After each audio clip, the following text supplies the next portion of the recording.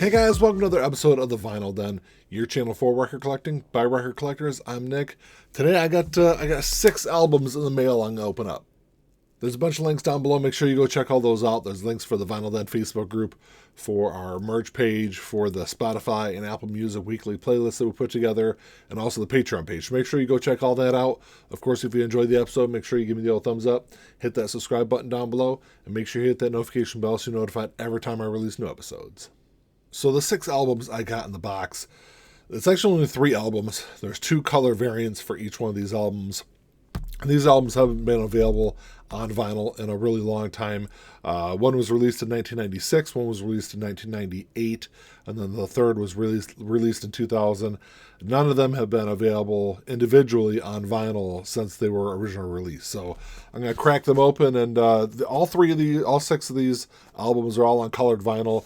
There's 3 that are on like a solid color, and then 3 of them that are like a specialty color. So they're all gonna look sweet. I'm really excited to open these up. I will say that as of the time of recording this episode, I think all of these albums are still available on the band's website. I'll put a link down below. You can go check them out. The band is MxPx. I've been a huge fan of their music since the late 90s.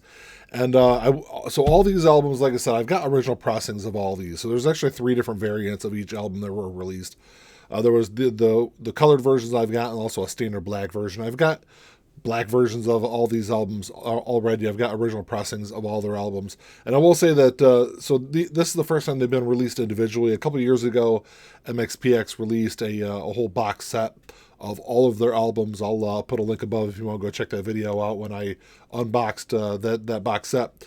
But this is the first. There's a lot of people that couldn't buy that box set. It's like $350, I want to say, for that box set. So it was pretty limited. I want to say there was only like 2,000 or 2,500 copies of the box set that were released. So a lot of people missed out on it. So a lot of people have been waiting for these albums to get reissued. And like I said, I passed on the black versions. I grabbed the colored versions because at least the mock-ups that I saw online, these things look pretty sweet. I'm going to go through and kind of pop these open, and I'll take a look at them. So like I said, there's a standard like solid color, and then there's a specialty color for each one of these albums. First album, this is Life in General, released back in 1996. And so I will say that when these were released as part of the box set, they were all on colored vinyl. And it's got the stickers, the labels for the albums, and the inserts were all specially made for the box set. So it's like a uniform. I think the ones in the box set, the insert were just plain black, had a story about the album on there. So I think these were all like more in line with the original pressings. Like I said, they haven't been available in a very, very long time. So just a standard sleeve inside.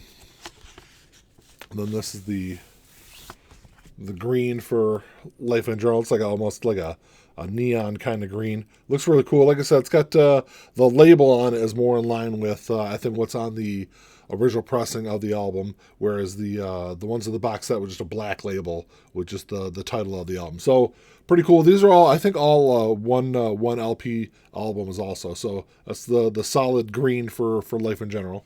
And then the specialty color, same jacket, same inner sleeve, or same insert, I should say. And then this is the specialty color. This is Cornetto Candy or something like that is what they called that. Looks really cool. Love the design of it. I guess I should add that all these are pretty limited also. I want to say that there was 1,000 copies, either 1,000 or 2,000 copies for each one of these, which isn't like super limited. If a super limited release, you're talking 250 or maybe 500. But so I think, like I said, I think most of these are still available on their website if you're interested in any of these albums.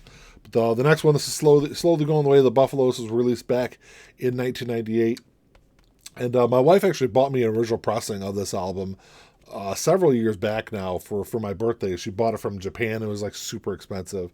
I will say the prices of the original pressings of their albums have definitely come down a bit since the box set first came out.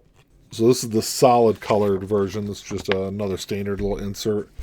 And I actually have a copy of this. I love the way this goes with the album cover. It's got the great label on the inside of it there. And I actually think I've got a signed copy of that solid colored, slowly going the way of the buffalo coming to me. And then this is the specialty for buffalo. This looks really cool. Love the way that I don't know if that's like it's a brown and white kind of. It's not really splatter, but I don't know what you want to call that. Smushed through the edge there. It looks really cool. And then the last one, this is the Ever Passing Moment. This was released back in 2000, and same thing. It just hasn't been available on vinyl in 22 years. So there's a solid one. I actually really like the solid color of this one. This is the one I kind of went back and forth on. Originally, I was only going to buy one of each. But the Ever Passing Moment, I couldn't really pick between the two. Another standard insert there.